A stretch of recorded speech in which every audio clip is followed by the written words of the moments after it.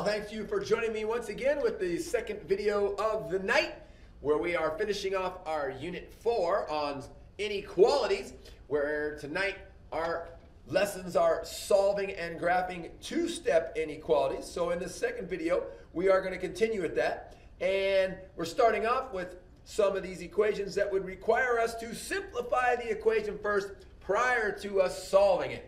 And we remember that simplifying means eliminating parentheses and combining like terms. So let's just get busy with number 6, where it says -5 times the quantity m minus 2 is greater than 30.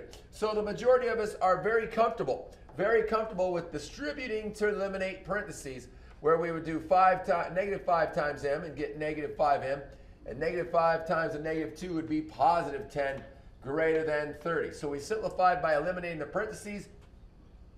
Now we would combine like terms by moving this constant of 10 to the other side. We know that the property of inequality for subtraction says that I can subtract any number from both sides of an inequality and it will remain true, leaving us with -5m is greater than 20. Now we're going to divide by a -5, and the property of inequality for dividing by a negative says that we must reverse the inequality symbol to have an equation that remains true. So m being less than -4 for our final answer. Now some of us remembers that, hey, when we have these compatible numbers, I could actually solve this way by dividing out that -5 first, leaving us with m minus 2 is great. Oops, excuse me, almost messed it up right away. We would have to reverse that inequality right off and say that that's now less than -6. And then when we add the 2 to both sides, we would end up with the same answer. M is less than -4. Either way, we get -4.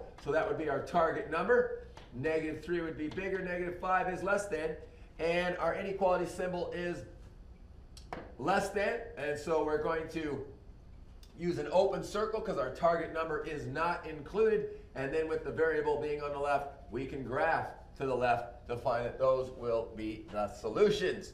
Ladies and gentlemen, and of course, hopefully if you need to, you were watching and listening first, and now you pause and write everything down before going on to example number 7. Here in example 7, we have 12x minus 5x minus 4 is greater than 60 minus 8. And we realize again that we do need to simplify, combining some like terms. We have the 12x minus 5x, which would give us 7x minus 4 greater than or equal to, and 60 minus 8 is 52. Then by adding the 4 to both sides, the property of inequality for addition says that the inequality remains true when you add the same number to both sides. So 7x is greater than or equal to 56. Now we're going to divide by 7, and dividing by a positive number, the inequality stays true. So x is greater than or equal to 8. And so we come over to our graph. 8 is our target number, 9 being bigger and 7 being less than. We have an inequality symbol of greater than or equal to, so our target number is included in the solution set. And with our variable on the left, we can follow the inequality symbol and graph to the right. Of course, anytime we wanted to verify, we would pick a number in the true direction to see if that in fact gives us a true answer. All right, ladies and gentlemen, let's move on to some real life application. It says you are renting a movie truck for the day. There is a daily fee of $20 and a charge of 75 cents per mile. Your budget allows a maximum total cost of $65. We are going to write and solve an inequality that represents the number of miles we can drive the truck. And of course, that would be the maximum number of miles we can drive the truck. So going back and reading and marking our text as we go, we're renting the truck for the day. The daily fee is $20 and a charge of $75 per mile. And your budget allows a maximum, so maximum would be a less than or equal to symbol, cost of the $65. And we're going to write and solve an inequality that represents the maximum number of miles. So if we're trying to find miles, our variable would represent miles. So we can write our equation 20 plus the 75 cents per mile has a maximum charge of $65. Now we just combine like terms by doing the properties of equality, subtracting the 20 from both sides. 0.75m is less than or equal to 45. And when we divide by the 0.75, we get that M, the number of miles that we can drive, has to be a maximum of 60 miles. We could drive less, and that means we would be spending less than $65. But the maximum number we can drive is 60 miles to only spend $65. Very nice. Let's go on to our next example. Number 9. Write and solve an inequality that represents the values of x for which the area of the rectangle will be at least 35 square feet.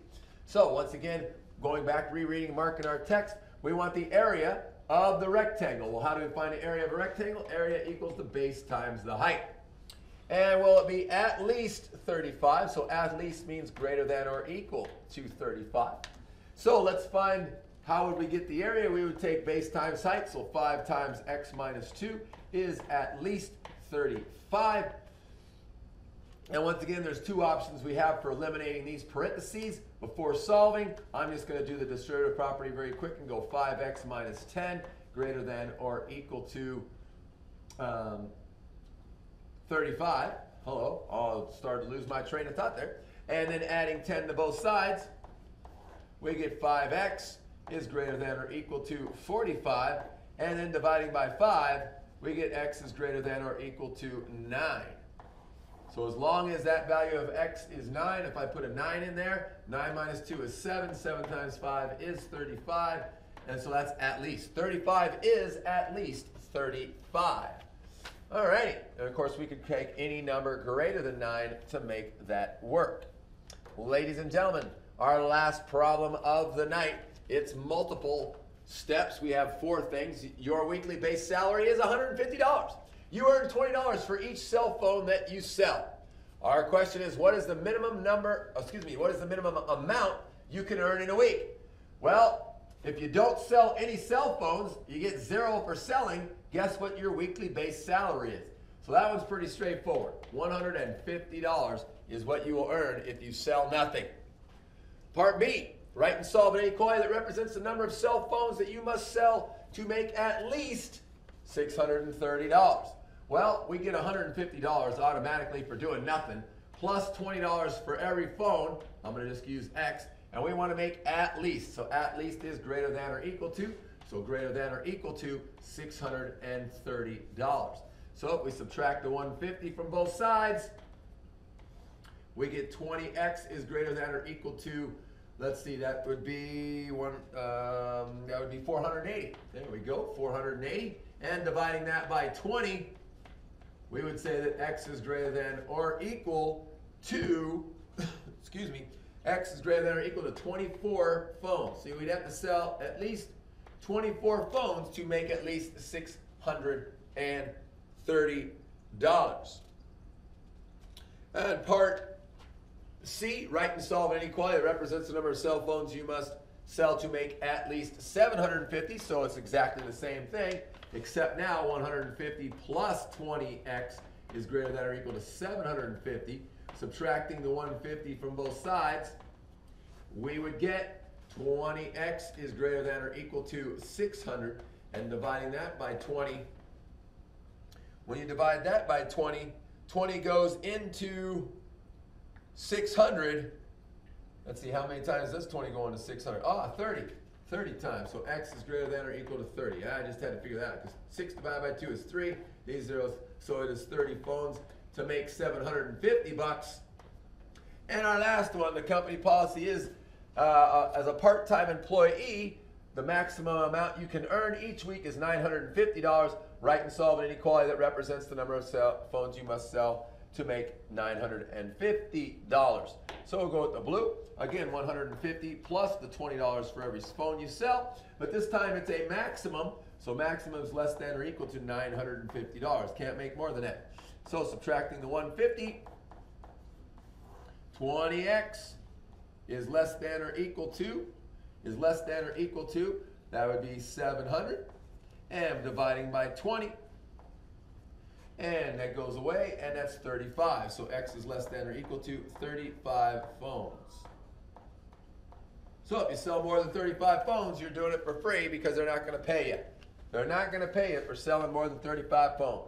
All right, ladies and gentlemen, that ends this video. That ends our unit. and everything like that. You do have one quick write, so go ahead and copy this down so that you can write and solve an inequality that represents the values of x for which the rectangle, the area of the rectangle is at most, so that's very important to understand, at most 45 square feet. Of course, you know how to find the area of a rectangle. That is base times height, and do that math. Ladies and gentlemen, make sure you write down any questions you have regarding solving these two-step inequalities, or highlight or something so that you can ask for more support when we go over our notes in class. And then double check, are your notes complete? Did you complete them with quality? Did you put, do you need to rewatch anything else for understanding? And as always, attitude and effort are everything. Be a person of character and a person of intelligence. Ladies and gentlemen, it's been an absolute honor and a pleasure to be with you again tonight. I will see you tomorrow in class.